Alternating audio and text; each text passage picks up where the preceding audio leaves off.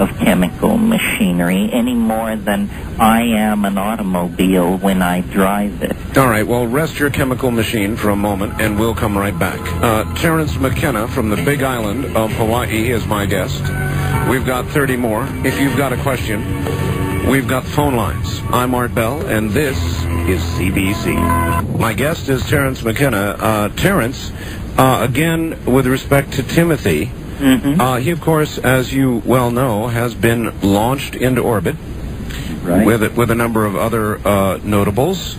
And I was just wondering, again, referencing that 25,000 hits of Blue Santos, do you suppose it's possible that Timothy had them launched with himself, and that orbital decay will provide one great last acid rain at about 2012? Well, he did want to prove that you can take it with you. All right. First-time caller line. You're on the air with Terence McKenna. Hello. Hi there. Hi. Where are you? I'm in Nanaimo, BC. British Columbia. All right. Yeah. I first discovered you, Art, about 3 years ago, and I was getting you very faintly at night from KEX in Oregon. Yes. Now we've got you on CFUN in Vancouver, and we're all real happy about it. Thank you. You keep us up all night. So, Terence, Sure. I've read, I think, all of your books, if not most of them, and in True Hallucinations, there's a part where you have a mushroom in the hut with you and your brother, and he makes a sound that you describe, but I think nobody else that, unless we were there, we wouldn't understand the sound, makes the mushroom glow, or appear to. And you were speaking before about human consciousness interacting through resonance with the universe around us. And I wonder if you could sort of explain how those two things tie in, and in doing so, I'd like to ask you if you've read The Holographic Universe by Michael Talbot. I have read The Holographic Universe. He was a friend of mine. He unfortunately died a few years ago. Resonance is the principle, almost magical, of action at a distance. You can play a certain open note on the cello, and the piano 50 feet across the room will sound in the same octave. So resonance, we know exists. It's a musical phenomenon, but what we need to realize, I think, is that resonance is built into time. Time, in a sense, you could say a given moment in time is a kind of hologrammatic interference pattern of past times, and I consider those past times to be in resonance. So one of the things Art and I haven't discussed tonight about my time wave is that it does allow you to look at a certain period of time and decide what it was in resonance with in the past, and those past epochs that are influencing it, then their influence can be seen in popular fads, furniture styles, what movies are up, that sort of thing. Now, with the DMT, you say it's produced in our bodies. It is. And can the DMT molecule in the brain change our electron spin resonance in the molecules in our brain? And can that possibly make our brain act as an antenna that allows us to see all those other things that you're talking about? Well, these are the kinds of ideas that my brother and I were playing with clear back in the early 70s, and the tragedy, one of the tragedies of the repression of psychedelics is not that they were taken out of the hands of the curious public, but that they were made off limits to scientific research. Not that anybody put up a sign, but it was very clearly understood that pharmacologists who specialized in psychedelics could expect to be passed over, not promoted, not given the plum jobs. I could spiel off a dozen questions, very interesting central questions about the mechanism of psychedelics that we could answer with ordinary clinical studies. It's simply that how do you do ordinary clinical studies on substances that the government has made illegal? It's impossible. Of course you don't. Wildcard line, you're on the air with Terence McKenna. Hi. Wow, this is a very serendipitous meeting. Thank you. I play around with a lot of EEG for the last few years, and I find that I do serendipitous things, but unplanned. Hey, thanks, Art. Sure. What do you think? Well, there was one physicist, I can't think of his name. He describes time as nature's way of keeping things from happening all at once. That's exactly what Terence just said we're going to come to at the 0 point 2012. Yeah. Yeah.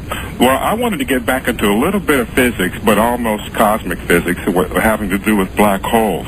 Okay. And I wanted to ask you how you felt about the black hole being nature's way of the ultimate recycling device in the universe.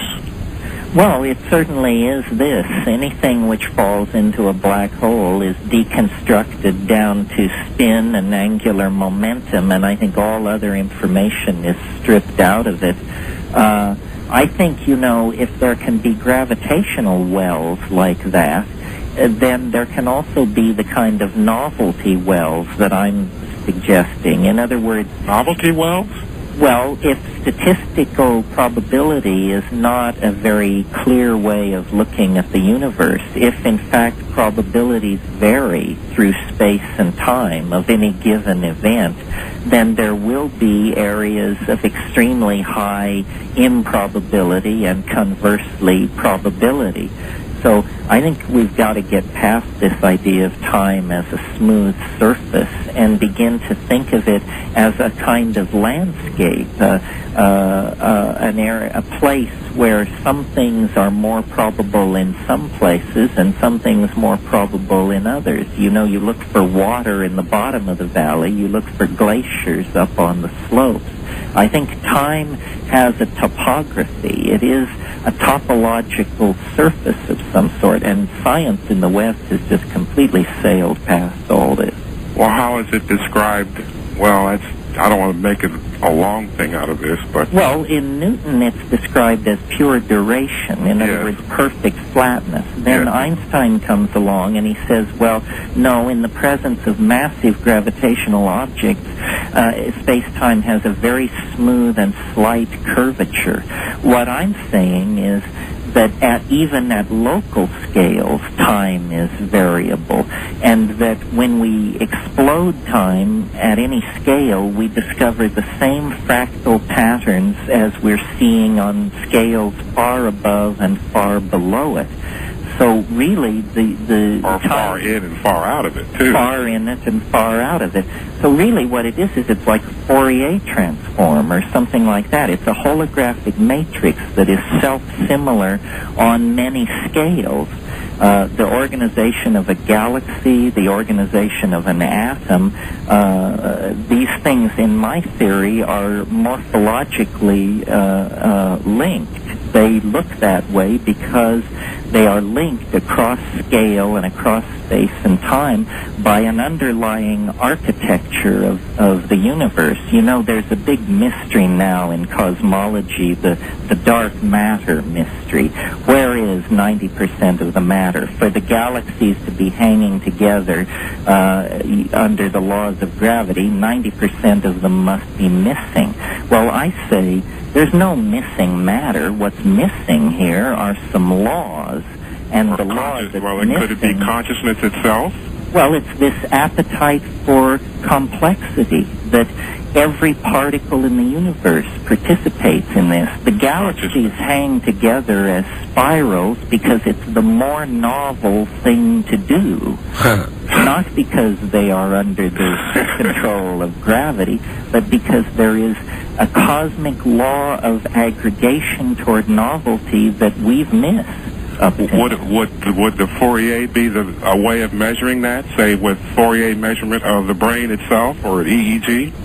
Well, you could measure it. You could measure it in a Fourier matrix. You could measure it in many different kinds of matrices. The point is to demonstrate it to somebody outside the system who's looking at it. I think the great breakthrough in mathematical modeling of nature in the last 20 years has been the discovery of fractals and self-similarity on many scales. And this is part of that. What I'm saying really is that time is a fractal structure. It can be defined by a limited set of variables and then iterated on the micro scale, the macro scale,